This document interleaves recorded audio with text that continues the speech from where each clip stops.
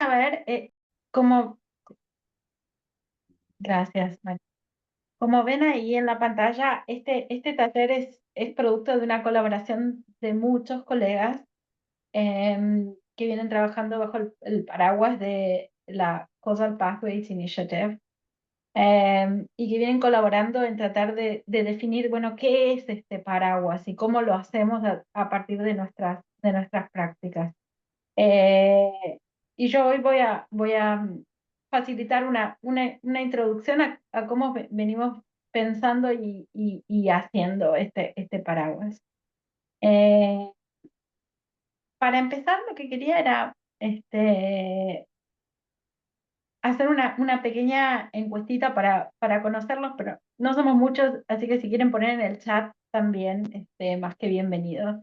Pero para entender un poco desde dónde está parado cada uno de nosotros frente a este enfoque.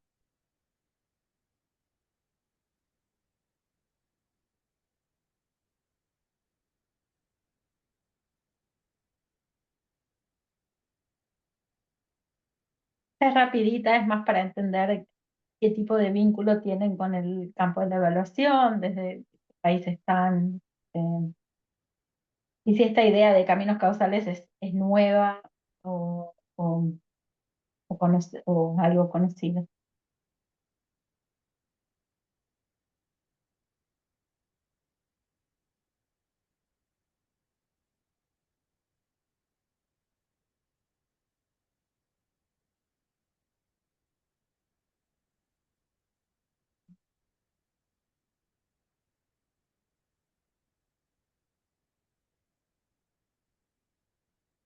¿Más?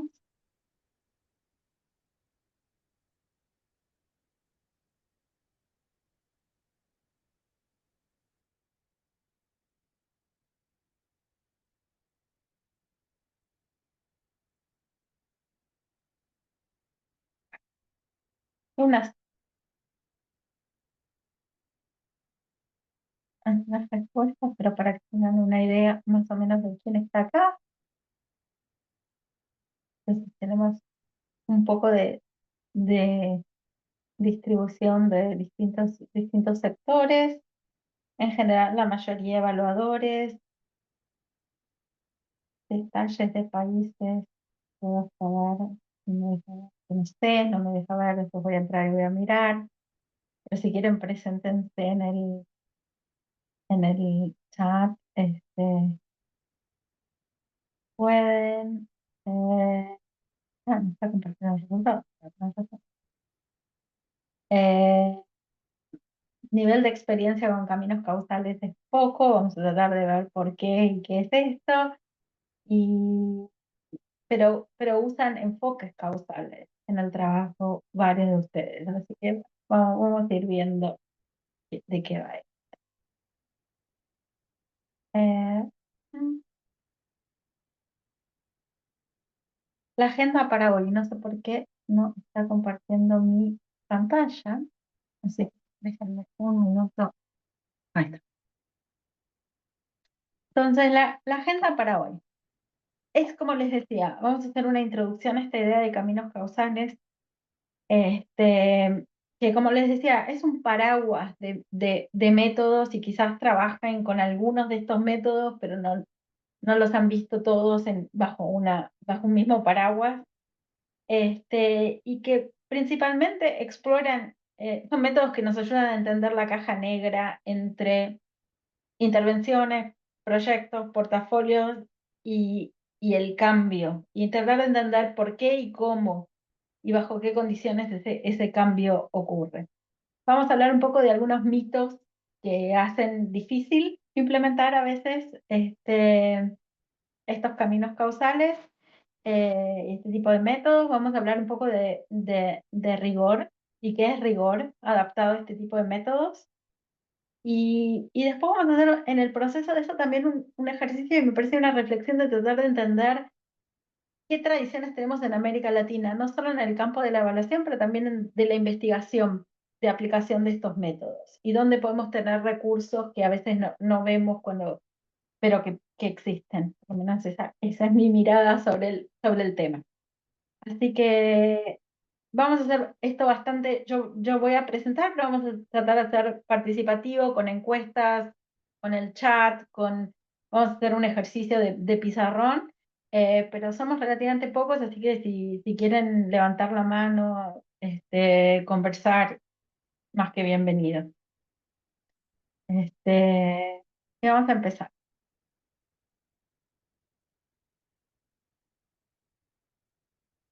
Un desafío que muchos evaluadores tenemos es que lo que tenemos que evaluar en general son problemas complejos, pero muchas de las herramientas que usamos no se enfocan en esa complejidad. Es una cosa, un ejemplo quizás que no de evaluación, pero evaluativo, ¿no? Piensen en un colectivo, en un auto, ¿no? Que hace un camino, ¿no? Y normalmente, muchas veces lo que nuestras evaluaciones hacen es describir el camino de ese colectivo, ese recorrido. Miramos qué salió, por dónde pasó, que fue por tal avenida, en qué paradas se detuvo, y si llegó más o menos demorado respecto de lo previsto. Lo que muchas veces no nos preguntamos es ¿por qué no llegó a tiempo? ¿Será que el chofer se desvió? ¿Será que se descompuso el colectivo? ¿O quizás se descompuso un pasajero y hubo que atenderlo? Quizás pasó otra cosa, ¿no? Que hizo que ese colectivo se demorase. Ese tipo de preguntas de ¿por qué pasó? ¿Cómo es que llegó ese colectivo a destino o no? Es el tipo de preguntas que este paraguas de métodos de caminos causales nos invita a hacernos sobre los proyectos o portafolios que evaluamos. Entonces, vamos a llevarlo a un proyecto real ahora. Digamos, la metáfora del colectivo ayuda para empezar, pero nos lleva hasta ahí. Pero quería compartirles un proyecto habitual, un proyecto real, este es vi que no hay mucha gente de sociedad civil, yo voy a usar algunos ejemplos de sociedad civil, pero lo podríamos llevar a otro tipo de campos. Es una coalición de organizaciones no gubernamentales en República Dominicana que tenían una teoría de cambio multisectorial, ¿sí? Entonces, ¿qué querían conseguir? Querían mejorar la gobernanza y la calidad de políticas en el área de educación, en el área de fiscalidad en el país y en el área de agricultura, además de vivienda. Un montón de sectores. Querían mejorar la equidad de esos procesos, etc. Entonces, lo que la teoría de cambio decía es, bueno, tenemos que fortalecer capacidades, tenemos que incrementar el acceso a la información, tenemos que aplicar una metodología que se llama reportes comunitarios, que es multiactor, y una evaluación descriptiva tradicional de este, de este proyecto normalmente lo que haría es decirnos, bueno, se hicieron tantos talleres, tantos diálogos, tantos reportes comunitarios. Lo que no nos diría, lo que no necesariamente preguntaría es cómo y por qué. Entonces, en este proyecto nosotros hicimos una evaluación de caminos causales hace un tiempo, era una evaluación de medio término. ¿Qué hizo esa evaluación? ¿Qué es lo que nos permitió hacer esa evaluación?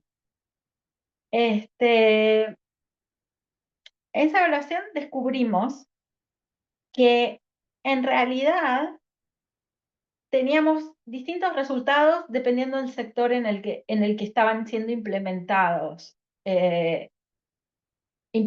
las mismas intervenciones, ¿no? Entonces, estaba funcionando mejor en el área de inclusión en educación que en otras áreas del sector de educación. Y estaba funcionando mejor ahí que lo que estaba funcionando en el área de agricultura o en el área de vivienda o en el área de fiscalidad. Y entonces nos empezamos a preguntar, bueno, ¿por qué? ¿Qué quieren decir esas flechitas de la teoría de cambio? ¿Qué estaba pasando en esas flechitas de la teoría de cambio que pudiese explicar la diversidad de resultados? Y lo que descubrimos es que en el área especialmente de inclusión en educación, esta coalición de organizaciones estaba trabajando de forma diferente. Había habido un cambio en el contexto del proyecto. El proyecto asumía que iba a haber movilización social y cuando esa movilización social se desinfló, dejó de existir, los que estaban trabajando en el área de inclusión en el sector educativo se adaptaron su estrategia de vínculo entre el Estado y la sociedad civil de una forma en que los que estaban trabajando en otros sectores no pudieron o no quisieron. Y entender eso, entender esa diferencia, nos ayudó a repensar colectivamente qué había que hacer con el proyecto. En lugar de decir, bueno, se hicieron los talleres, sigamos haciendo talleres, la pregunta empezó a ser, bueno, ¿será que tenemos que repensar en la segunda parte del proyecto si los recursos se mantienen divididos entre todos los sectores o apostamos más al sector que hay más potencial? ¿O será que los otros sectores deberían cambiar su manera de vincularse con el Estado? ¿Sería viable? ¿Sería posible? Abrió todo un abanico de preguntas que una evaluación tradicional, que nos diría se cumplieron las actividades, que describiera lo que estaba pasando, probablemente no vería, porque ni siquiera lo preguntaría. Entonces les quería, de vuelta, si tienen preguntas, dudas, adelante, perdón. Les quería invitar a empezar a ejercitar la, la gimnasia mental de pensar, ay, perdón, estoy acá tratando de hacer algo y no me aparece, a ver si acá puedo hacerlo. No sé por qué no me decidí hacerlo así. ¿No? Ujú. Los quería invitar, si quieren hacerlo en el chat, pero que nos compartan, si quieren escribirlo, si quieren hablarlo. Acá yo escribí una intervención común. Entonces, una intervención comunitaria en un puesto de salud que no mostró mejoras en el acceso y la calidad del servicio. ¿Qué, si estuvieran haciendo pensando descriptivamente ese tipo de intervención, qué tipo de cosa verían en esa evaluación? Si se pusieran un sombrero para mirar las flechitas, ¿qué pasó? ¿Qué podría explicar qué pasó en ese puesto de salud? ¿Qué tipo de explicaciones indagarían? ¿Qué podría haber hecho que no existieran mejoras en ese servicio?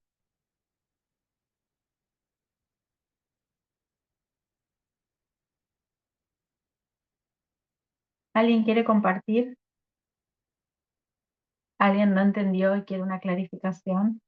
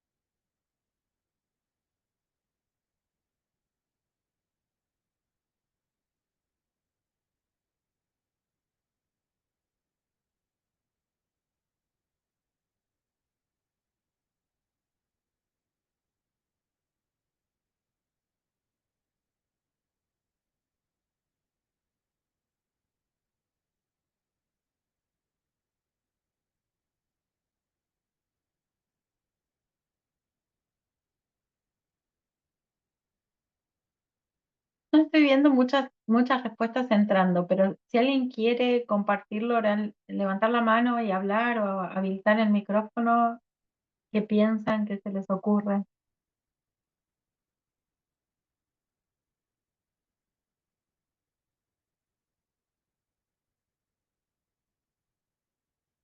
¿No?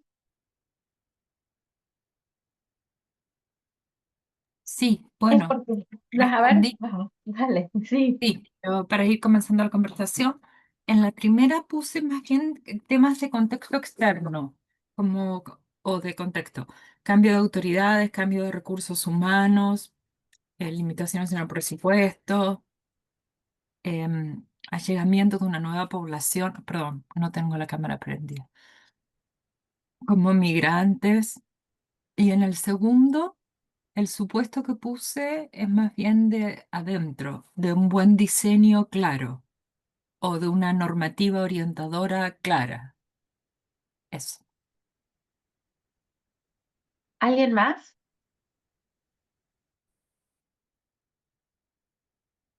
Yo envié mis respuestas y un poco, digamos, en la primera pensaba que algunos indicadores o cuestiones descriptivas podrían ser, bueno, qué cantidad de gente asistió, a qué cantidad de gente se atendió, a cuáles se le pudieron dar seguimiento.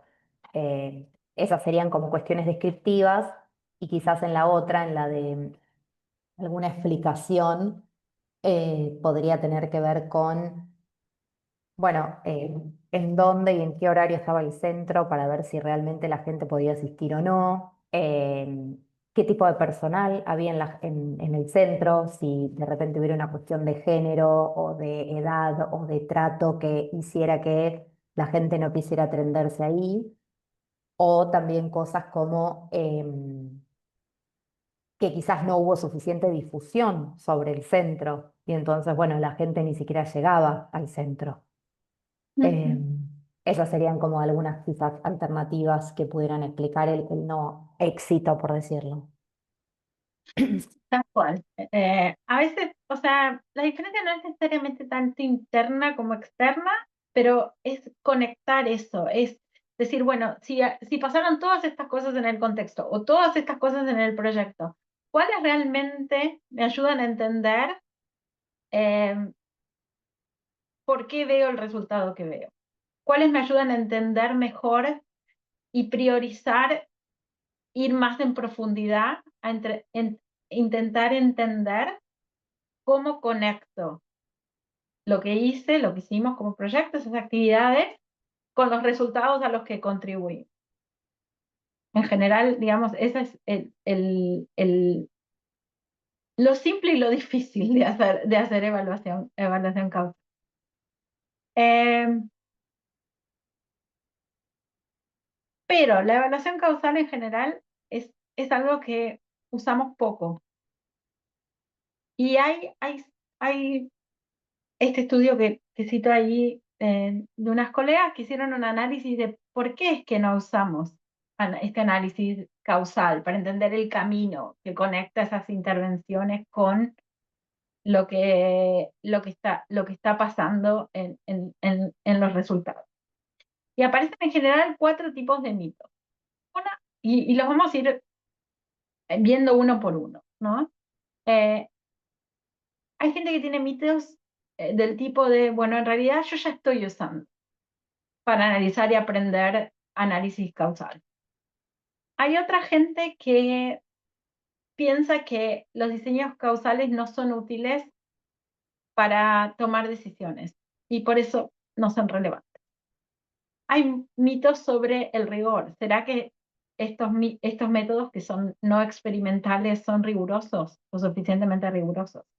Después hay mitos sobre equidad y extracción. ¿Será que son métodos extractivos? ¿Será que son métodos que no, que generan este tipo de problemas? Entonces ahora vamos a ir uno por uno, tratando de desandarlos y haciendo eso vamos a explorar un poco, vamos a empezar por explorar un poquito más esta cuestión de la descripción y la evaluación como la hacemos en general versus la evaluación de caminos causales. Entonces, como yo les decía, en general, digamos, sea el ejemplo que yo les di de República Dominicana o el ejemplo del colectivo simplificado, ¿no? En general, la diferencia es qué hago con eso que describo. No es que el análisis de evaluación de caminos causales necesita y es complementario de la descripción, no reemplaza la descripción, ¿sí? Pero hace algo más. Y ese algo más es que pone un montón de dudas y preguntas. Me hace explícita esa relación entre los componentes que una evaluación descriptiva quizás ilumina, para entender cómo, por qué, bajo qué condiciones los supuestos que están metidos en esa descripción son válidos. Muchas veces me pregunto alternativas. ¿Será que este grupo de la sociedad civil se desmovilizó o no, o fue menos efectivo en un sector que en otro? ¿Realmente porque en un caso adaptaron la estrategia y en el otro no? ¿O será que el grupo de, no sé, de inclusión en educación le cayeron un montón de recursos más que yo no estoy computando y eso es lo que hizo que pudieran ser más efectivos que los de los otros sectores? ¿O será que tenían una relación de más largo plazo con el gobierno y entonces pudieron hacer cosas que la confrontación o la falta de conocimiento con actores en otros sectores no me permitían? ¿Cuál es la alternativa frente a la cual yo puedo pensar que esta explicación es plausible y tengo suficiente evidencia de distinto tipo para ayudarme a validar ese supuesto que estoy haciendo? Entonces, gran parte del trabajo de caminos causales para ponerlo de una manera simple, es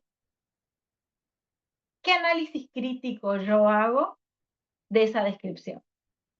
Y eso es lo que me permite llegar a no solo un análisis distinto, pero llegar a una serie de recomendaciones diferentes sobre lo que podría hacer o no hacer.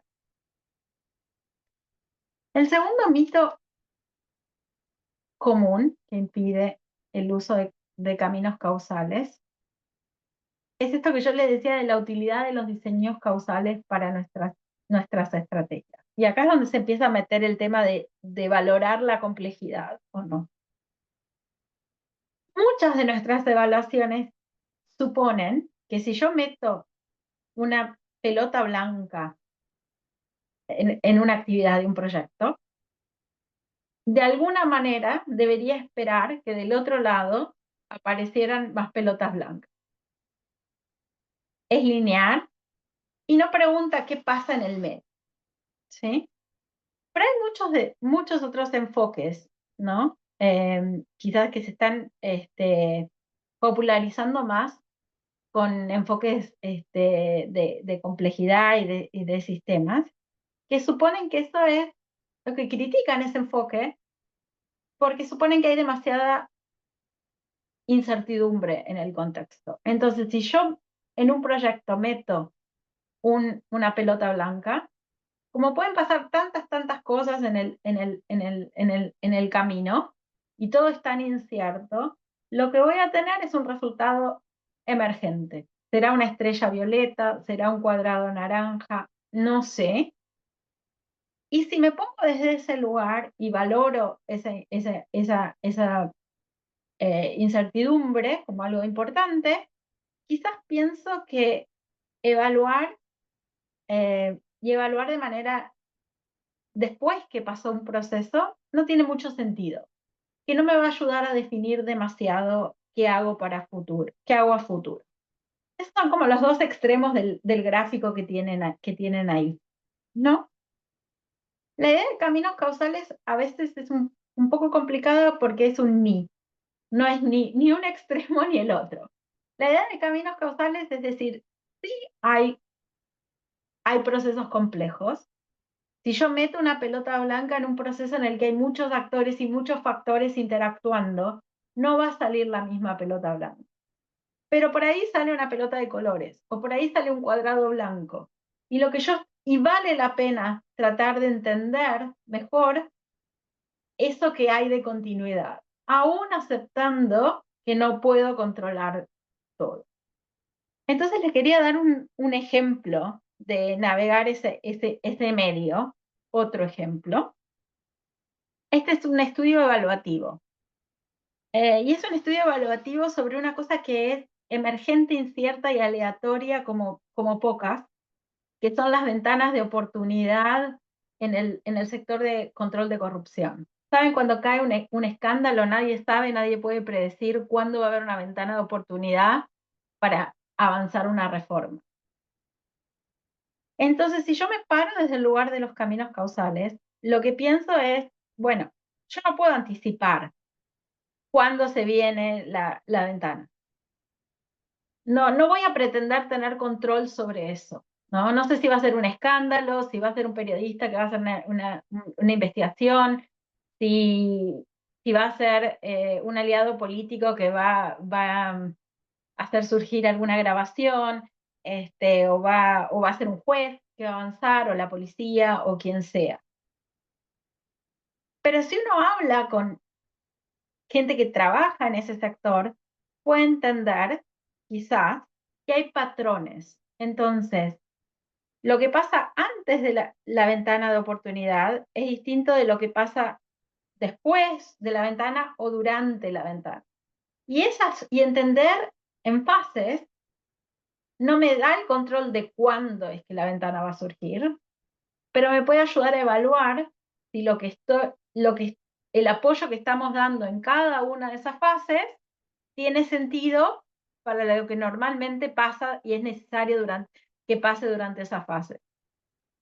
Entonces, hacer ese análisis, abrir la caja negra, y en lugar de suponer que todas las ventanas de oportunidad son iguales, o que todos los momentos dentro de las ventanas son iguales, o que todo es absolutamente impredecible y nada puedo entender, sé que yo pueda, por ejemplo, decirle a un activista o un donante que apoya activistas que trabajan en ese sector, mira, cuando se cierra la ventana de oportunidad, este es un caso que le doy de Guatemala, pero que también miramos en otros países, mira, si vos estás mirando cuando se abre cuando la ventana de oportunidad, antes que se abra, hay ciertos apoyos de coordinación entre activistas, de preparar borradores de leyes, de preparar regulación, que valen la pena. Cuando se abrió la ventana, ya es medio tarde para ponerse a redactar leyes. Entonces, en ese momento las tenés que tener hechas y tenés que avanzar. Después que se cerró la ventana de oportunidad, muchas veces lo que tenés que pensar es esos activistas que se quedan sin trabajo, sin financiamiento, que los persiguen, etcétera. ¿Qué apoyo les vas a dar para ese momento? Entonces no evalúo a todo el mundo igual, no evalúo todo el tiempo igual, evalúo pensando en ese patrón que se suele dar, y las recomendaciones que voy a dar para cada uno de esos momentos va a ser distinto. Entonces, eso es lo que permite que sea útil. ¿Para qué son útiles? Los ejemplos que les di de una evaluación de caminos causales, a pesar de la complejidad. Entonces, la ventana de oportunidad sería un caso de diseño estratégico. A partir de entender mejor cómo ocurre el cambio, yo puedo dar mejores tipos de recomendación. Y nosotros vemos uso de este tipo de herramientas. Por ejemplo, yo trabajo con el Fondo Global contra el SIDA, la malaria y la tuberculosis, por ejemplo, y este es un caso en que tratamos de evaluar cómo pasó el cambio en un portafolio de intervenciones bastante complejas hacia atrás, para poder pensar estratégicamente cómo diseñar el próximo ciclo de inversión. Entonces, ese sería un caso, ¿no? Me puede servir para diagnosticar rutas alternativas y corregir rutas que se interrumpen. el caso de República Dominicana que yo les decía, teníamos rutas alternativas dependiendo del sector, y entonces podíamos mirar esas rutas alternativas. En fiscalidad, cuando se desmovilizó, se desinfló el movimiento social, se paró el trabajo. ¿Qué hacemos ahí? Un análisis de este tipo me puede ayudar a hacer eso. Hay otros casos y ciertas metodologías que incluso ayudan a hacer eso de manera más en tiempo real, digamos, ¿no? Más rápida, con ciclos de retroalimentación más rápidos. Y entonces puedo ir evaluando y corrigiendo a medida que pasa. Los ejemplos que yo les di son de evaluaciones de medio término y evaluaciones formativas y ex post. Pero se puede hacer como un proceso más de aprendizaje, de monitoreo y aprendizaje si uno quisiese trabajarlo más en tiempo real. Antes de ir al próximo mito, y habiendo explicado estos dos, lo que quería es preguntarles si algunos de estos les resultan más frecuentes, si se los encuentran más frecuentemente en sus trabajos, y los otros, y anticiparles los dos que vienen. ¿Están viendo la? No me aparece. ¿Ustedes la ven o no? La encuesta no. No. ¿Ahora aparece? Ahí sí. Entonces está el de, ¿será que estos son útiles? Que es este que acabamos de hablar. Si ya lo estamos haciendo, ¿será que ya lo estoy haciendo? Tengo una teoría de cambio, tengo un marco de resultados, describo, ya hago. Y los que vamos a hablar a partir de ahora, que es, ¿será que este método es riguroso o creíble? ¿Y será que este método es extractivo y no beneficia a nadie?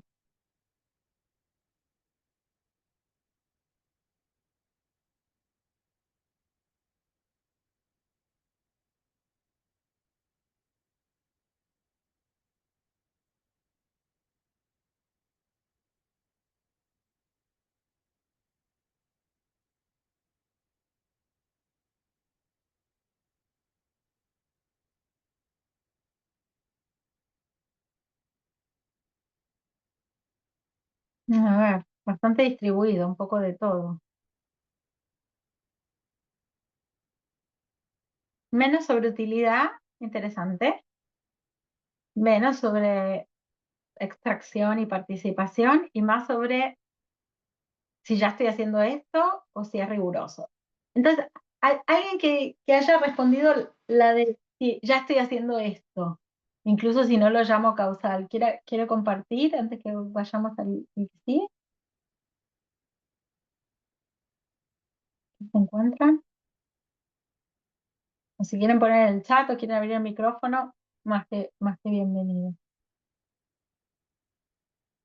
Si no, seguimos y volvemos. Ahora vamos a hablar del otro mito que tiene mucha, que uno se encuentra mucho, que es esta idea de que solo lo experimental es riguroso.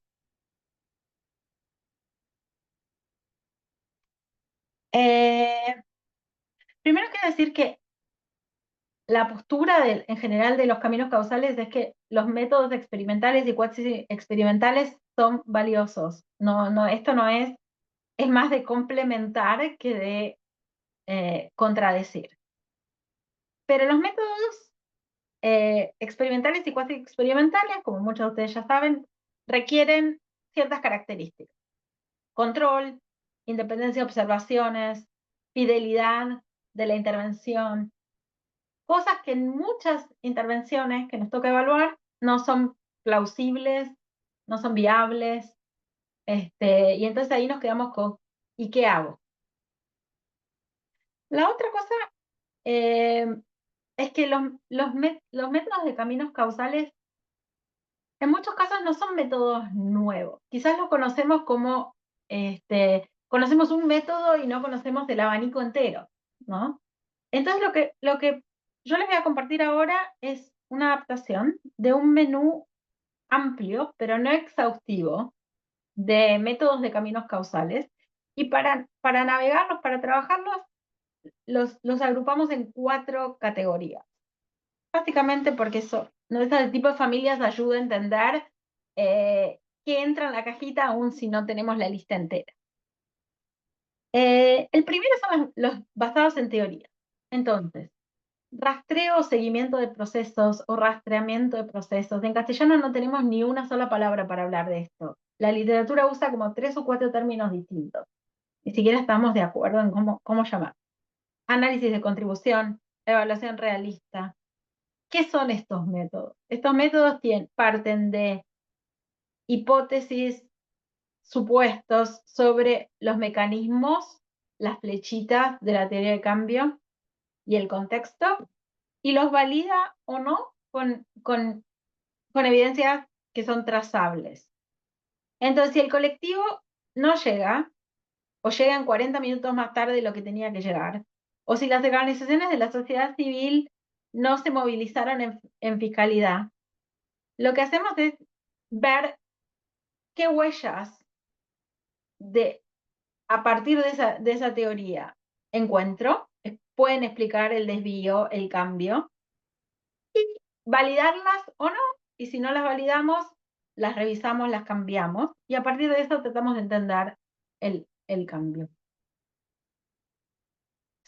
La segunda familia es esto de evaluaciones basadas en sistemas. Y es como, si estoy en el colectivo, no es solo mirar si llegamos, pero mirar el tráfico en tiempo real y ver cómo distintos factores, no sé, el embotellamiento, hay obras, el clima, desvíos, influyen sobre ese viaje, generalmente en simultáneo. Y poniendo el foco en cómo todas esas cosas se conectan, cómo esos vínculos causales se conectan. Por eso mucha gente usa elementos de evaluación en sistemas usando mapas para analizar qué patrones causales aparecen. Yo ahí puse un par de herramientas, pero hay muchas otras que se usan para tratar de entender a partir de una mirada de sistemas cuáles son las causas. El tercero es súper común y lo usamos todo el tiempo, y es mirar casos. Pero la idea es mirar entre casos o dentro de un caso para entender esas flechitas. Eso que yo les decía, o esos patrones. ¿Por qué funcionan en este caso y no en el otro? Y eso es un poco distinto de usar los casos de forma descriptiva. Si estudiaran ciencias sociales, probablemente hayan estudiado los métodos de Mill, de comparación, es eso, pero también hay, si uno tiene un cuantitativo mayor, puede usar un método como el análisis comparado cualitativo u otros métodos para hacer esto. Y la última familia son los participativos. Hay otro taller sobre participativo, yo no voy a entrar súper en profundidad, pero bueno, es esta idea de que yo voy a traer al chofer y a las comunidades o a las organizaciones y a los profesores para reconstruir el camino causal, preguntarles qué sintieron, qué hicieron, qué decidieron, por qué, y tratar de reconciliar perspectivas, ¿no? Es importante decir que hay metodologías participativas que no son causales, ¿sí? Entonces, si yo traigo a todas estas personas a describir la experiencia que tuvieron, pero no cuestiono los supuestos, o si los traigo para pensar escenarios futuros e imaginar el futuro como les gustaría que fuese, no necesariamente estoy aplicando una metodología participativa causal. Y ahí es como que está el detalle, si uno quisiera. La clave acá en estas familias, y ahora vamos a hablar un poco más de ellos, es que, al menos desde el paraguas de caminos causales, como lo vemos, es que no hay uno que es mejor que otro. Todos tienen pros y contras, todos. Y todos pueden ser hechos de forma rigurosa, sistemática, contrastando explicaciones, evidencias, y vamos a hablar un poco más de rigor en un ratito. La clave es cómo los combino, cómo los mezclo para que sea la evaluación plausible y creíble para lo que yo tengo que hacer. Entonces no es una competencia de me gusta más este o me gusta más el otro, es una competencia de cuál me sirve para qué y cómo los combino para que esto. Entonces ahora vamos a hacer un poco más dinámica esta conversación. Primero les voy a pasar una pequeña encuestita para pensar un poquito sobre las diferencias entre estas familias. Y después les voy a poner un desafío.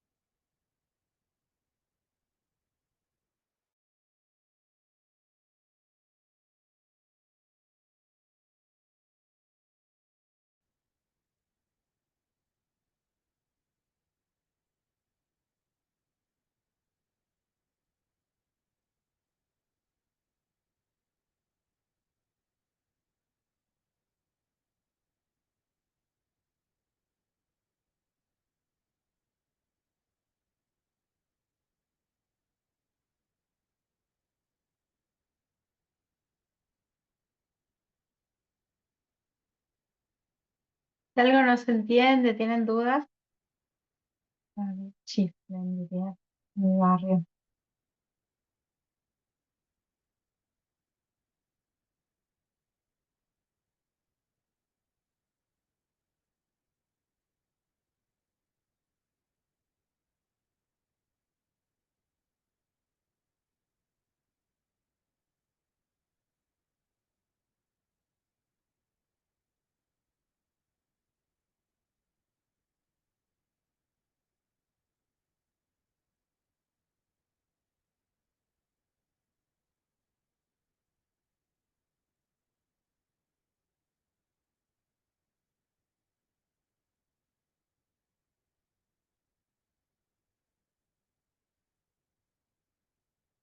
Mm, interesante.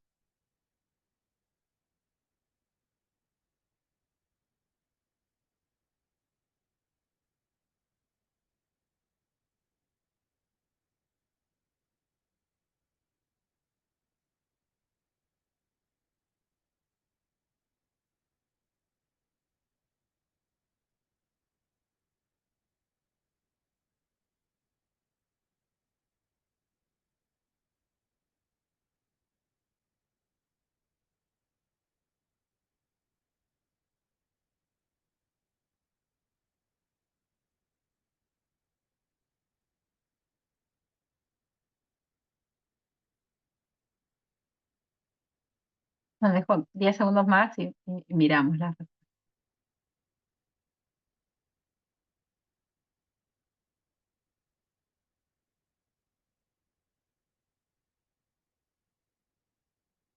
A ver.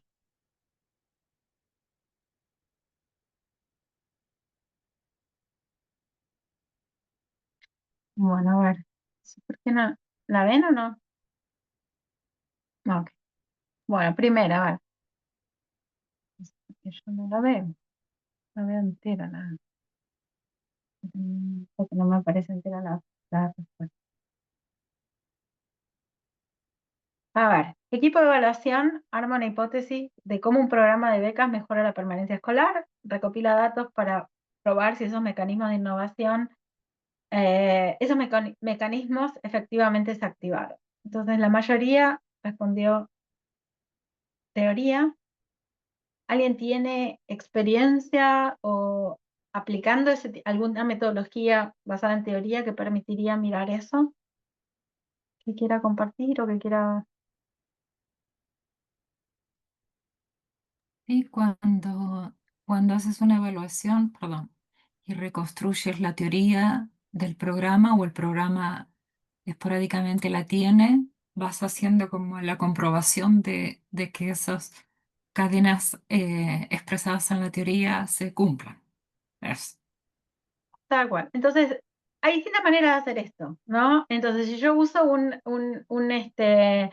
seguimiento de procesos, lo que voy a ir haciendo es, por ejemplo, voy rastreando las huellas y viendo si realmente la secuencia se dio como estaba esperando, si aparece una explicación alternativa que me pueda explicar si esos mecanismos funcionaron o no funcionaron. Un análisis de contribución tiene su manera de mirar, bueno, cuáles eran los mecanismos que estaba mirando y si eso funcionó. Una evaluación realista, lo mismo, lo va a interactuar con factores de contexto y va a ir viendo si esos mecanismos dispararon o no dispararon y funcionaron. Hasta ahí, general. Ahora, realmente es lo que les decía de combinar y mezclar. Si yo miro todos esos mecanismos de forma conjunta, quizás lo puedo hacer con una de sistemas. Y si estoy mirando un programa de becas en una escuela específica o comparando escuelas, también tiene un elemento de casos. No hay una respuesta, es medio como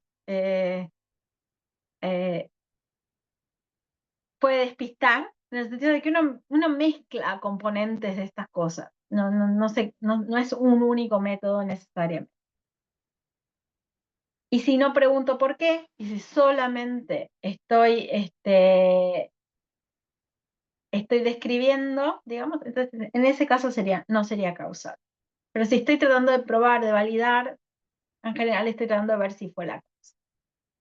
Segundo, programa de salud comunitaria. Los evaluadores comparan 3 municipios, en 2 hubo reducción de mortalidad materna y en 1 no.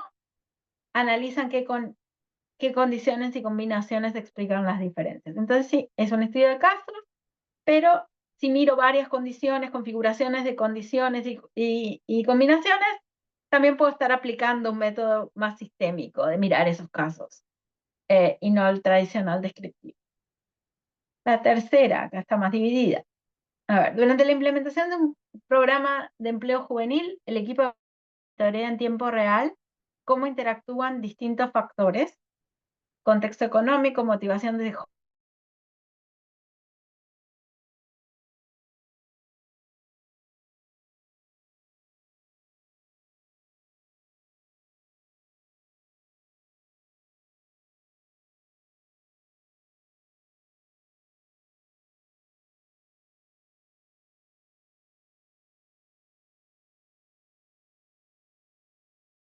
Florencia, ¿estás de vuelta? Te perdimos un momentito. Ahí no te escuchamos, pero estás muteada.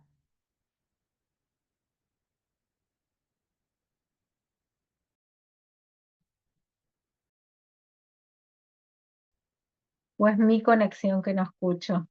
Ahí sí estás. ¿No nos escuchás? Ahora sí, ahora sí. Ok.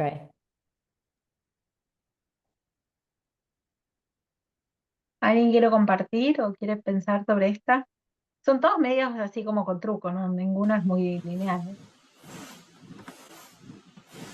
Hay un poquito de todo. Entonces, a ver, yo un ruido. Entonces, si yo estoy mirando en tiempo real cómo interactúan todos estos factores, en general, yo pensaría que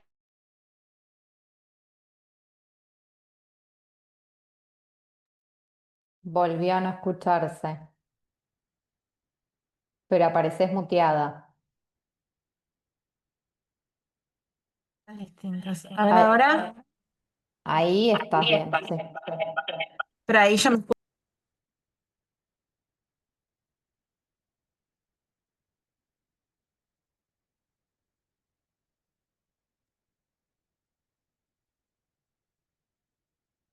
Ahí apareces muteada.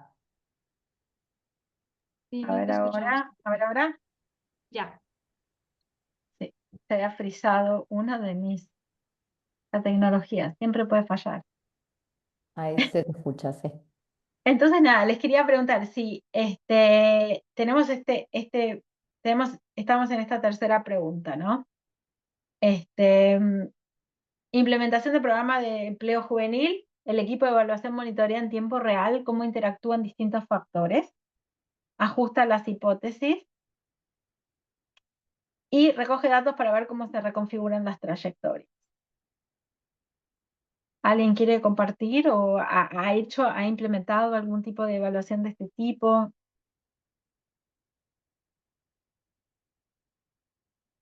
¿Más común, menos común?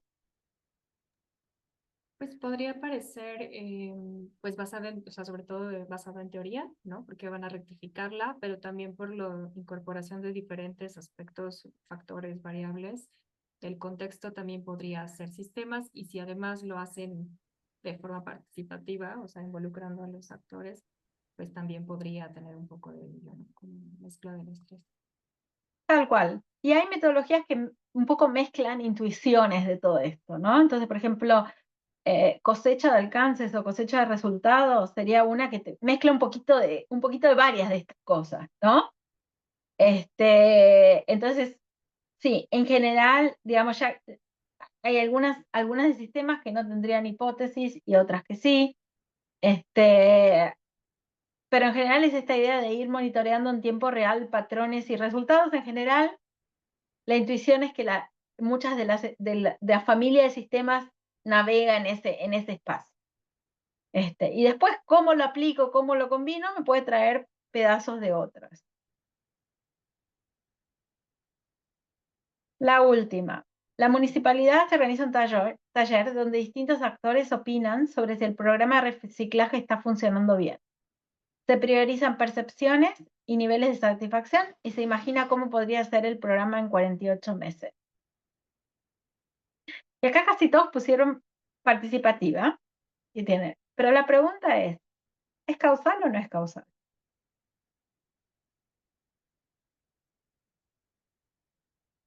¿O qué tendríamos que hacer para que fuese causal y no meramente descriptiva? ¿Puedes Entonces, sí, mostrarla? Porque en mi sí, imagen está la 3 todavía. está en la 3. Yo acá la veo acá. A ver, ¿la ven ahí? Sí, sí, Creo que si no, tienen que correr ustedes abajo. ¿La ven ahora? Sí, sí. gracias. Y ese es el kit. Entonces, ¿qué es lo que hace que esa evaluación? ¿Qué es lo que tengo que hacer para que esa evaluación sea causal o no?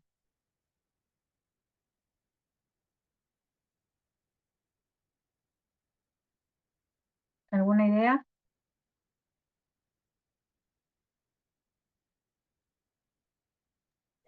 Un poco quizás pensar en, bueno, por qué está funcionando bien o qué hipótesis se tienen ahí de que funciona bien. eh, y entonces poder pensar, bueno, cómo se continúa con eso o qué se cambia o demás. Inclusive, sí, David. No sé si sea causal porque llevar una percepción a una causalidad, digamos, de un hecho es algo completamente imposible. O sea, las percepciones de los grupos sociales son meras percepciones, o sea, están influenciadas por N factores y esos factores no llevan a una causalidad directa sobre si el programa funciona o no. Podría preguntar, primero empieza por la pregunta, ¿no? Podríamos pensar, por ejemplo, si ese programa está contribuyendo a mejores resultados. Entonces, ¿qué pregunta nos hacemos? Eso nos puede ayudar a definir una evaluación causal y nos está contribuyendo de forma plausible. Claramente hay muchísimos factores que pueden influir sobre el resultado, pero ¿será que esto está contribuyendo a una mejora? Y si yo valoro la satisfacción como resultado, quizás la satisfacción es un buen indicador de resultado, ¿no? No, pero no es un funcionamiento del programa. Es que no es directamente atribuible a. ¿Sí? La gente puede estar muy contenta porque les van a dar casas, pero hasta que no le den la casa, viva en ella, esté un tiempo y demás, su grado de satisfacción al inicio, cuando se le entregan las llaves, es del 100%. pero después de 3 meses te vas a dar cuenta que la gente va a encontrar N problemas en las viviendas que les entregaron y eso lleva a que el grado de satisfacción sea mucho menor. Por ende, eso no quiere decir que está funcionando bien el programa. O sea, no hay causalidad en el hecho. Si yo te entiendo, lo que vos estás teniendo es como una mirada lineal de atribución, que no es la mirada de caminos causales. La mirada de caminos causales es una mirada que asume complejidad y no busca atribución, sino busca contribución. Entonces, esa es primera cosa para entendernos, ¿no? Entonces, yo no estoy suponiendo que el resultado es solamente producto de esto, de este programa, que en este caso sería un programa de reciclado, ¿no? No estoy suponiendo que ese es el caso, pero estoy buscando si, entre otros factores, este programa puede haber contribuido a una mejora en un indicador que a mí me interesa, que en este caso puede ser satisfacción. E inclusive puedo preguntarme, y con una mirada de caminos causales lo haría, es si es válida este indicador de resultado. Si yo valoro la percepción, la satisfacción de los actores, quizás es un indicador válido, pero me lo cuestiono, no lo tomo así como porque viene. Si yo traigo solo los actores y les pregunto, solo un grupo de actores homogéneos, por ejemplo, y les pregunto sobre su satisfacción, con un sombrero de caminos causales probablemente lo tomaría bastante con un granito de sal, porque buscaría otras evidencias de otros actores o otro tipo de evidencias no participativas para contrastar si lo que estoy escuchando me dice algo sobre la posibilidad de ese camino causal estar pasando entre el programa y el resultado o no. En general soy bastante escéptica. Entonces, una diferencia entre un método participativo no causal y uno causal es que uno no causal trae a los actores a describir sus posiciones y los toma sin escepticismo. Ahora, no va a buscar una atribución como la que vos estás suponiendo que es necesaria para tener causalidad, precisamente porque yo estoy buscando causalidad dentro de la complejidad, ¿no? Es esto que, volviendo a ver si vuelvo acá antes, si vuelvo acá, a esta acá, si vuelvo a esta acá, ¿sí? Lo que vos estás describiendo de atribución es una mirada de causalidad simple, lineal, ¿no? Que es esta primera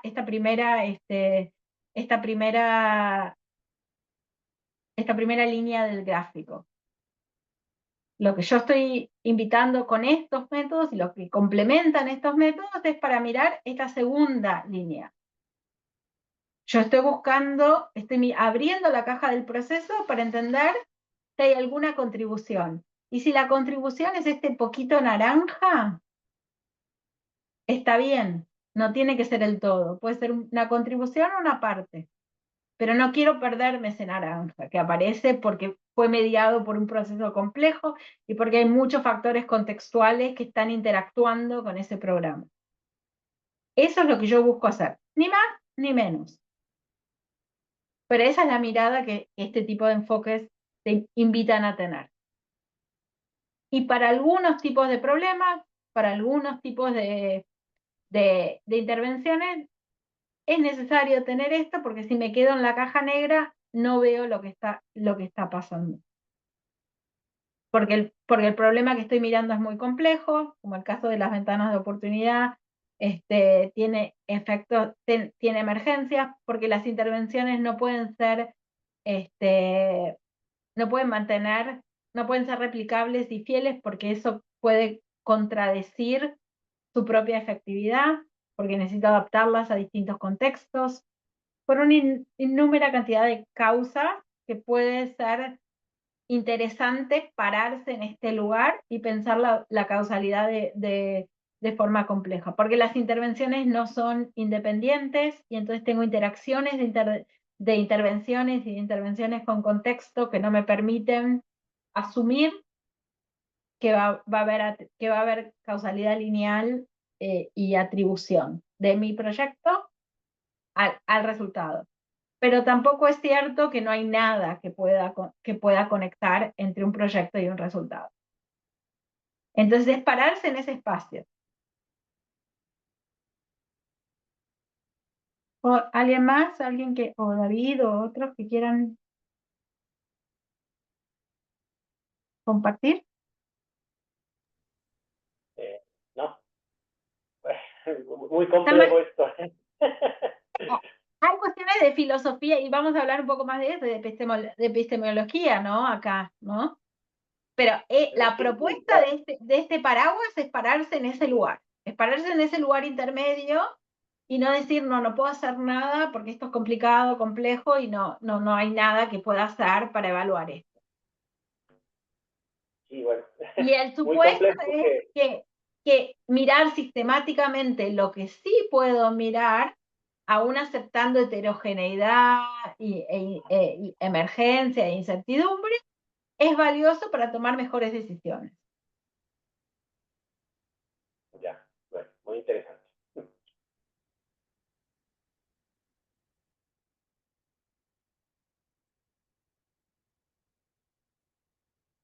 ¿Alguien más? ¿Alguien más que quiera compartir? Pero ahora los voy a invitar a hacer un ejercicio que es un poco un experimento. Antes de pasar al cuarto mito. Y para eso voy a habilitar un pizarrón. Que consigo entrar. Yo me estaba preguntando cuando estaba armando esto, y ya hace bastante tiempo, ¿será que en América Latina no usamos estos métodos? ¿Será que los usamos, pero los usamos de manera distinta? O los llamamos, a veces no tenemos ni un solo nombre para hablar de estos métodos. Como yo les decía, rastreo, proceso, seguimiento de proceso, camino causal, vía causal, no tenemos ni una manera de conversar sobre estas familias de métodos. ¿Será que no los usamos? Hace poco yo veía un artículo en la revista brasileña de evaluación, y ahí decía que realmente en Brasil hay muy poca evaluación basada en teoría, por ejemplo.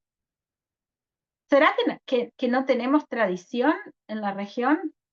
Métodos participativos y casos tenemos un montón de tradición, pero ¿qué pasa con nosotros? Entonces me puse a explorar qué ejemplos tenemos de usar este tipo de métodos. Y empecé a armar esta tabla que es como una herramienta viva, no es... ¿Me escuchan ahora o no? ¿Sí? Sí. Empecé a armar esta tabla que es un instrumento vivo, no es exhaustivo, no pretende ser exhaustivo, para tratar de entender, bueno, dónde es que estamos usando y dónde es que tenemos recursos para usar estos métodos. Y una cosa que empecé a encontrar haciendo esto, y quizás está sesgado también porque yo soy politóloga, pero uno lo ve también, por ejemplo, en el área de salud colectiva, por ejemplo, entre otros, es que muchas veces tenemos tradición de usar algunos de estos métodos, pero no en evaluación. Quizás en investigaciones evaluativas, quizás en investigación misma. Por ejemplo, en ciencia política y en sociología, mucha gente usa rastreo de procesos. Y tiene una característica bastante latinoamericana de valorar la parte inductiva, no solo la parte deductiva del rastreo de procesos. Entonces, cuando empecé a mapear ejemplos, me empezaron a aparecer esos. Empecé a encontrar que en el área de salud colectiva, por ejemplo, hay algunos experimentos o intentos de usar herramientas que uno usaría en una evaluación de sistemas, como mapeos de sistemas, como problematización de sistemas complejos. Entonces hay áreas de nuestras universidades que usan esto. Y la pregunta que yo me hacía es, bueno, ¿por qué en esto no lo usamos en evaluación? ¿Por qué no lo estamos usando? ¿Por qué no hacemos esa conexión?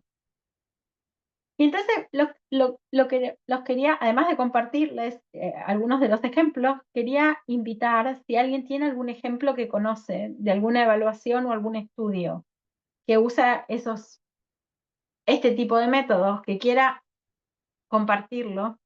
Creo que estaba por ahí, antes de empezar estaba hablando con Andrea, que creo que hace algo de evaluación de análisis de contribución, otros, que si quieren ayudar a construir esto, para pensar qué quiere decir hacer esto desde América Latina.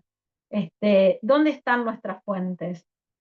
Este, quizás sería bueno para empezar a entender esta área de práctica, ¿no? Y si a alguien no se le ocurre y quiere ir a googlear, también más que bienvenido para empezar a meterlo. Pero ahí hay algunos ejemplos para tratar de entender dónde es que esta práctica está y cómo podemos hacer para empezar a cerrar a generar estas conexiones con el área de evaluación. ¿Alguien tiene, no sé, Andrea o alguien, perdón que te nombre, pero alguien que tenga, que No, quiera está bien, compartir estoy experiencia? tratando de enchufarme con el ejercicio porque no logro ver bien, pero sí, sí es por compartir de todas maneras. eh, lo hemos Pueden poner aplicado. un post-it. La imagen no la van a poder modificar, pero lo que pueden hacer es agarrar un post-it de estos esto es como acá yo les pongo Sí, algunos. sí, Ponen un post-it y ponen el link o el nombre o lo que tengan, lo que quieran compartir. ya, ahí vamos. Porque lo de abajo, sí, perdón, lo de abajo está fijo. Está, Sí, De hecho, la pizarra permite ampliarla como para poder sí, leer mejor.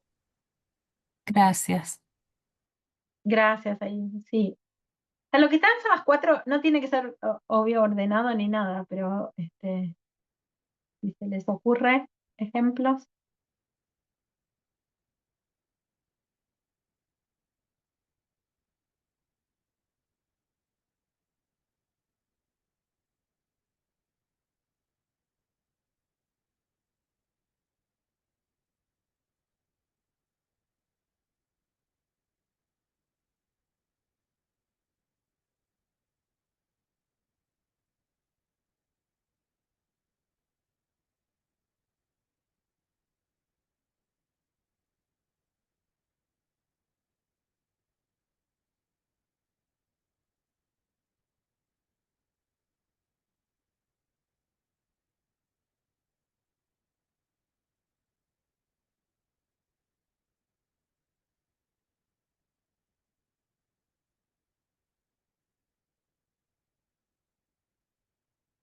Y lo que van a ver ahí es que yo puse una mezcla de cosas. Puse desde un sitio de internet que comparte evaluaciones realistas, que creo que es español, y en general, si uno lo ve, más que evaluaciones realistas, lo que tiene son ejemplos de recursos para hacer evaluación realista. Muchos traducidos y otros locales.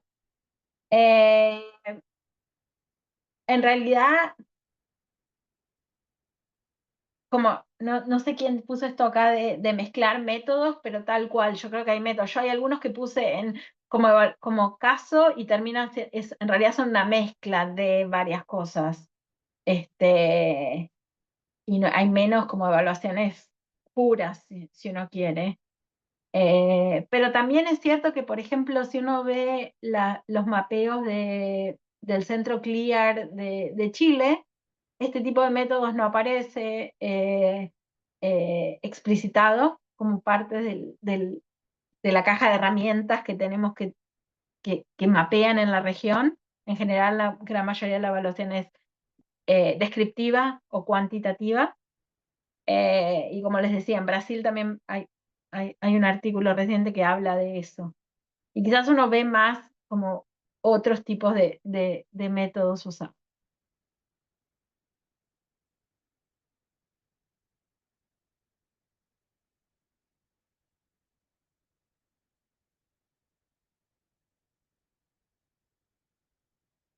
Y muchos de los que yo les puse acá, en general, digamos, son estudios.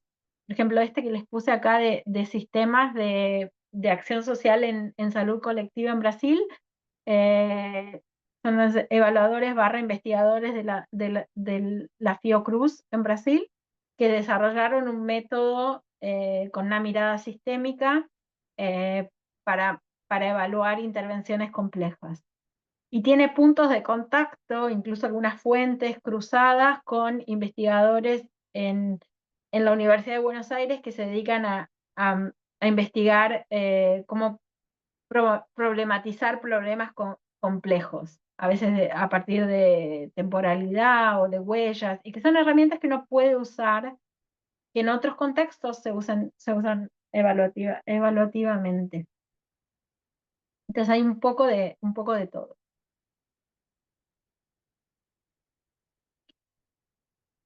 Creo que van a poder seguir accediendo a esto después, si quieren agregar más ejemplos después, o creo que habiendo participado del Zoom van a poder más, pero un poco ese es el espíritu de lo que quería mostrarles e invitarlos a compartir ejemplos, ideas.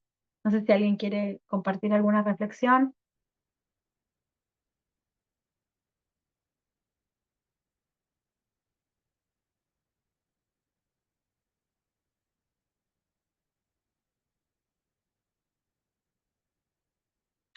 Yo los dejo ahí y vamos. Sí, claro, María. Sí, creo que, por lo que entiendo, si tienen el link del Zoom van a poder volver a entrar al pizarrón después, ¿tá? Pero quería darles como un panorama de cómo uno tiene que mirar casi como de manera pragmática el uso de los métodos y no solo mirar si fueron 100% aplicados en una evaluación en la región. Yo voy a salir de ahí y les voy a volver a la presentación para ir al último mito. El último mito tiene que ver con esto de la equidad, ¿no? Y creo que es una crítica que es súper legítima para estos métodos, ¿no? Que son engorrosos, que son extractivos, que no tienen conexión con la región, que se centran en ideas de gente poderosa. Y la postura que nosotros tenemos, que yo tengo respecto de esto, es que hay algo de legítimo en esta crítica. Pero como todos los métodos, ¿no? Y especialmente en una región como la nuestra. Sin reflexividad, y vamos a hablar más de eso, estos métodos pueden ser extractivos y invisibilizar el poder, y invisibilizar las narrativas. Pero también lo pueden hacer otros métodos, ¿no? Nosotros usamos, y a veces estos métodos, si uno los usa reflexivamente, pueden ayudar a iluminar esto. Nosotros hicimos una evaluación hace un tiempo que miraba una serie de proyectos de distintos donantes. Y encontramos, y la evaluación esta de caminos causales nos permitió mirar que un experimento que había impulsado un gobierno con el Banco Mundial había sido no solo menos efectivo que otro tipo de intervenciones más adaptables que el experimento, sino que había también generado una serie de tensiones locales.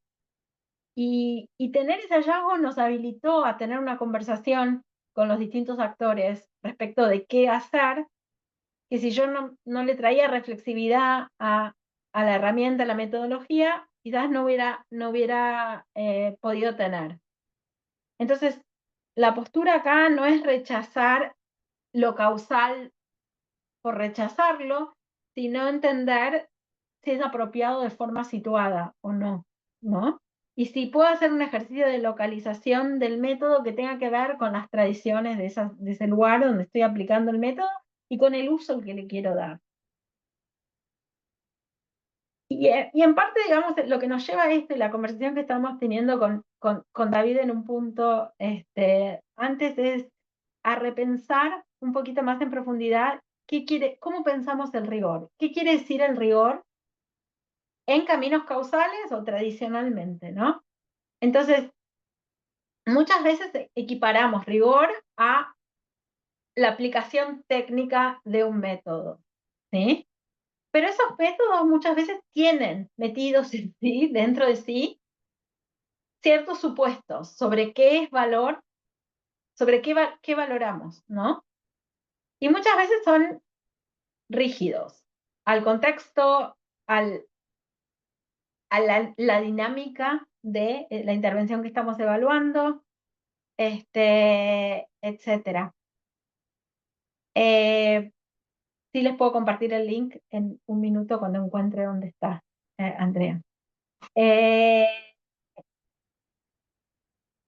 los caminos causales lo que nosotros buscamos es visibilizar esos supuestos que informan qué es lo que pensamos que es riguroso y con quién lo pensamos y cómo lo pensamos. Entonces, y hay distintas maneras de llegar a ese punto, pero quizás la primera es pensar en qué es evaluación. La propia palabra evaluación trae valorar, valor en su raíz, ¿no?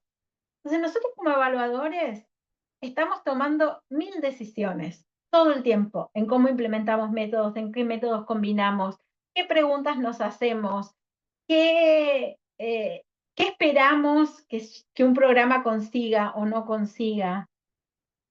Y cada una de esas decisiones que tomamos está informada por lo que, y condicionada por lo que nosotros creemos y lo que nosotros creemos que es útil y creíble y lo que creemos que los actores a los que queremos informar con nuestra evaluación van a pensar que es útil, creíble, sistemático, riguroso. Lo que pasa es que muchas veces lo hacemos de forma no transparente. Entonces, ¿cómo trabaja la idea de caminos causales esta idea? De, bueno, ¿qué es rigor y qué valoro y qué hago yo como evaluador? La idea de caminos causales que construye sobre un trabajo mucho más grande que hay otra gente haciéndose bastante, inclusive en una iniciativa que se llama Marco de Rigor Inclusivo. Es trabajar sobre dos prácticas que miran ese rigor de forma explícita y transparente. Nuestra reflexividad como evaluadores, reconocer e interrogar nuestra posición y nuestro sesgo como evaluadores. Y la credibilidad. ¿Qué hacemos para generar confianza mediante métodos transparentes y evidencia diversa? Y eso no se pelea con los saberes situados ni con la inclusión, todo lo contrario. A veces esos pueden mejorar el rigor de una intervención. Entonces, les quería dar un ejemplo de una evaluación que hice con un colega, para tratar de ilustrar qué es este autocuestionamiento y qué nos trae la reflexividad de distinto. Es una evaluación que les estaba comentando, estábamos evaluando dos proyectos. Uno que empezó en 2015 y otro que empezó en 2019. Y no estaban en teoría relacionados, estaban implementados por la misma organización, pero financiados por donantes diferentes, implementados en distintas escuelas, con alguna superposición. Y los estamos evaluando ex post, los estamos evaluando en 2024. Y una de las primeras preguntas que nos apareció a nosotros como evaluadores es, ¿cuál es la línea de base de estos proyectos? ¿Es 2015 cuando se puso la plata en el primer proyecto? ¿Es 2019 cuando se puso la plata en el segundo proyecto? Nosotros usamos un poco de una mezcla de rastreo de procesos y análisis de contribución en esto. Y teníamos evaluaciones previas de los dos proyectos.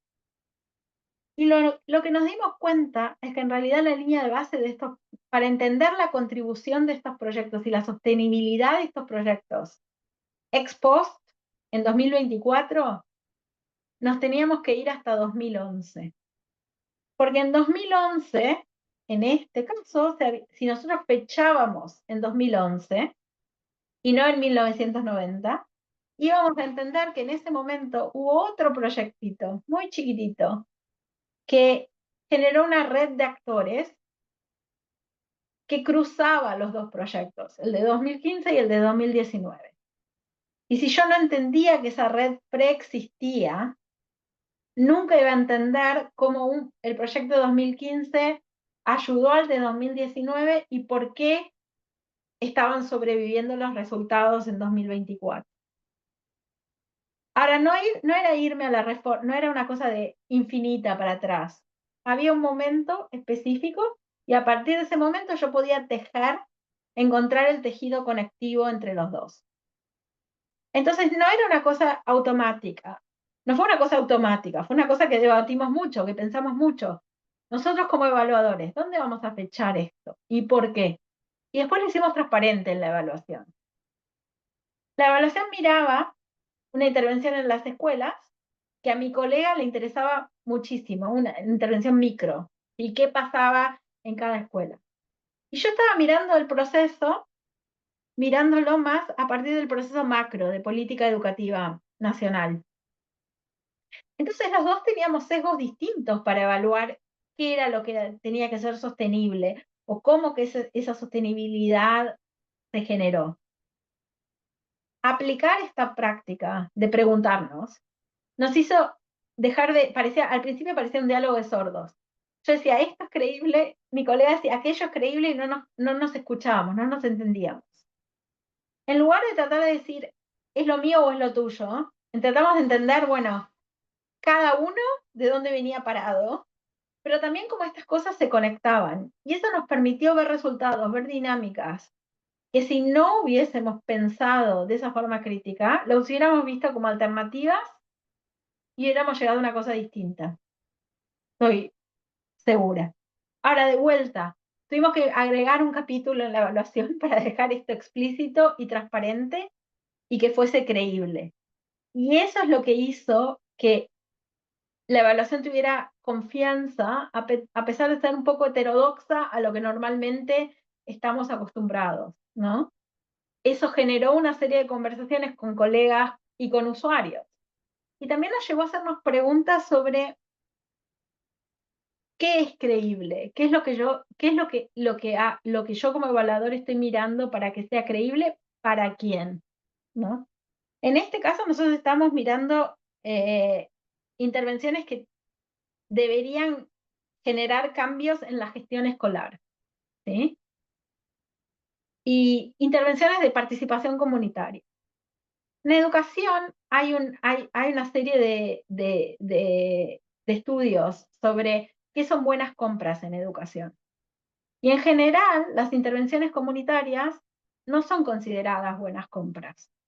¿Por qué no son consideradas? Porque las miramos con métodos experimentales que requieren fidelidad, que no son muchas veces compatibles con estas intervenciones comunitarias, pero especialmente porque tienen horizontes temporales de relativamente corto plazo.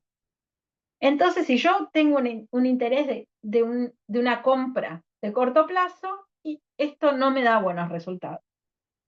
Solo que yo me sentaba con la viceministra de Educación del país y esta señora me decía, mire, yo estoy cansada de poner plata en intervenciones de corto plazo, en incrementar las capacidades de gestión de los actores del sistema educativo, porque los actores del sistema educativo rotan todo el tiempo, por cuestiones políticas, etc.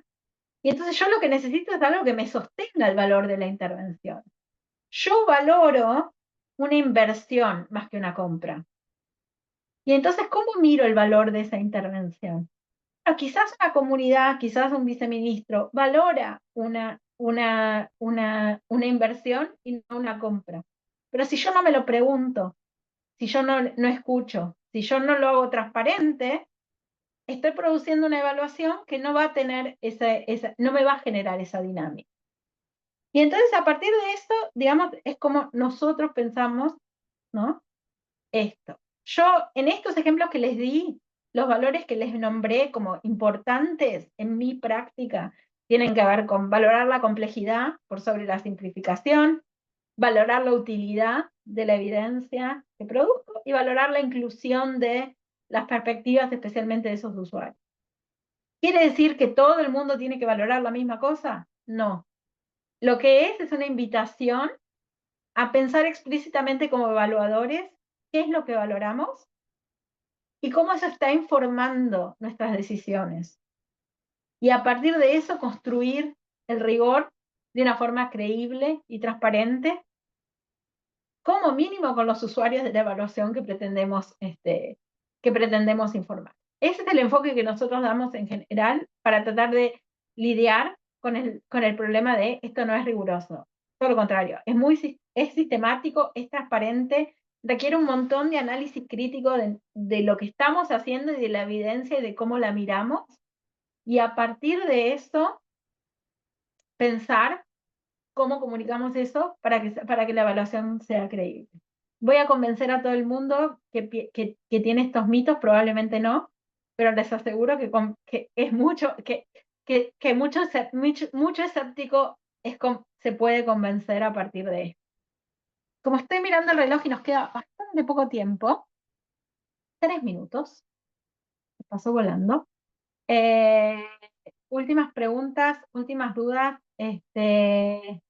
consultas. Después les voy a pasar el link de la pizarra porque quiero ver cómo se comparte. Un minuto. ¿Alguna otra cosa? ¿Duda, reflexión, idea? Yo es la primera vez que hago esto en castellano, así que sugerencias, todo. Sí, Andrea. Sí, bueno, sí. Yo creo que uno llega a estos comentarios y lo que pueda servir, que uno llega a estos métodos porque no te convence como venías explicando la evaluación. Entonces que en lo personal al final tiene una motivación que es vital o es una motivación personal epistemológica. Y entonces desde ahí tal vez yo creo que hay que abordar qué es lo que dice con mucha claridad, qué es lo que dice una linealidad y qué es lo que dice otros modelos, como para que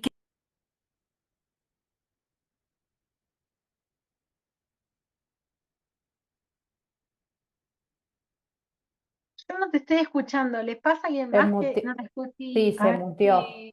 Ay, Estuvo se en muteó Ahí línea. solo. está. Bueno, el método lineal me muteó.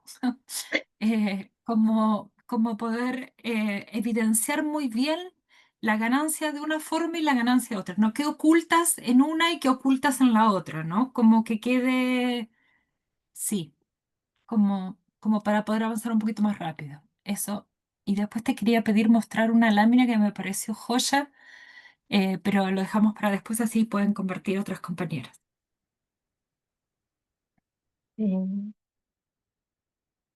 ¿Alguien más que quiera compartir? Pero sí, tal cual. Hay una necesidad epistemológica. Yo creo que acá hay por lo menos en mi camino lo que pasa es que yo estoy lidiando con, o sea, en general me llaman para evaluar cosas que son muy complicadas y uno se da cuenta que va como, no consigue ver lo que los actores necesitan para decidir. ¿Eso hace más valioso o menos valioso otros métodos? No. Es solo que necesito poder usar estos para llevar eso, llevar luz a esos actores que están tomando decisiones. Por lo menos es mi mirada, es una mirada bastante pragmática, digamos, desde mi lugar, pero sí tiene una base fuerte epistemológica, como decía. Y me parece que la otra cosa es que muchos de nosotros tenemos esto y lo estamos haciendo, pero lo vamos haciendo separados. Y a mí lo que, por ejemplo, porque yo vengo haciendo esto mucho antes que existiera la iniciativa de caminos causales. ¿Por qué lo encuentro valioso? Porque encuentro otros colegas con los que compartir, aprender y ser más fuerte en el argumento que hago, ¿no? Entonces, no es, y por eso me parece valioso que no se vuelva una cuestión de defender un método, a mí me gusta el análisis de contribución o la evaluación realista. No, yo puedo aprender de los dos, aun si no es necesariamente la que yo uso más o menos. Y después cada uno va en su práctica individual, mejorándola, compartiendo, inclusive haciendo el mapa de de ejemplos latinoamericanos, una cosa que me pasó a mí es releer literatura que conocía sobre un método u otro a la luz de otras cosas que no hubiese mirado antes. Y eso me llevó a mirar, bueno, ¿qué hay de único de esto cuando leo esta literatura en castellano que capaz leyéndola en inglés no me encontraría? Porque me obliga a ese cruce. Y eso me parece que es como, por lo menos a mí, enriquecedor. Acá tenemos un comentario de Lixon.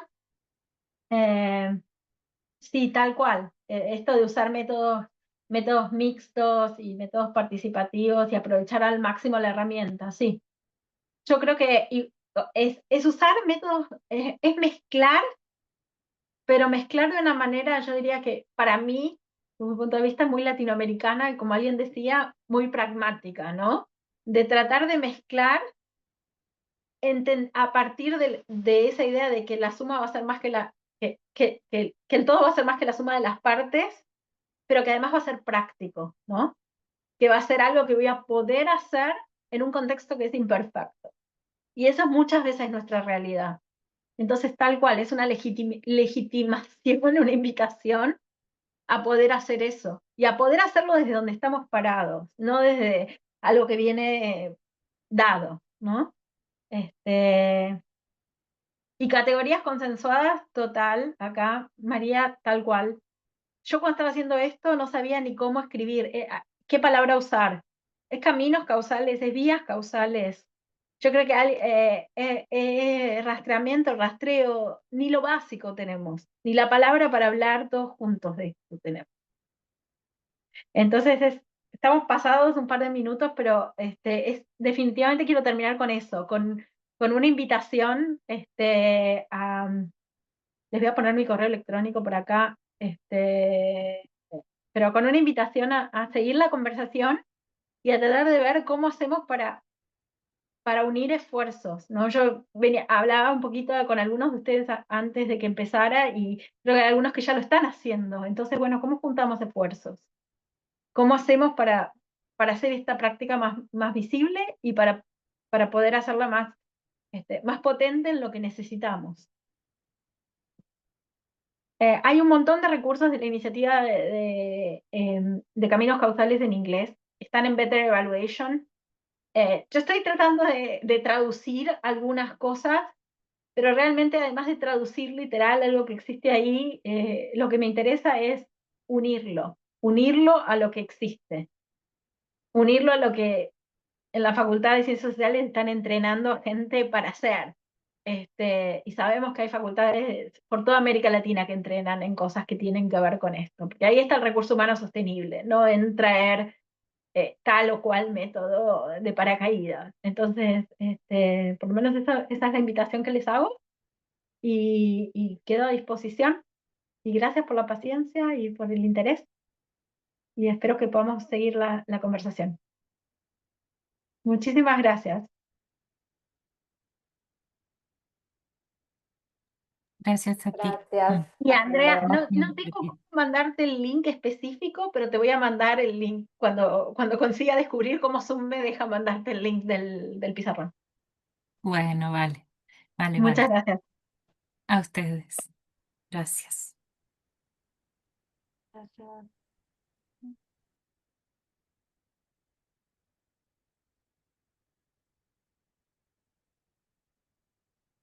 ¿Esto acá?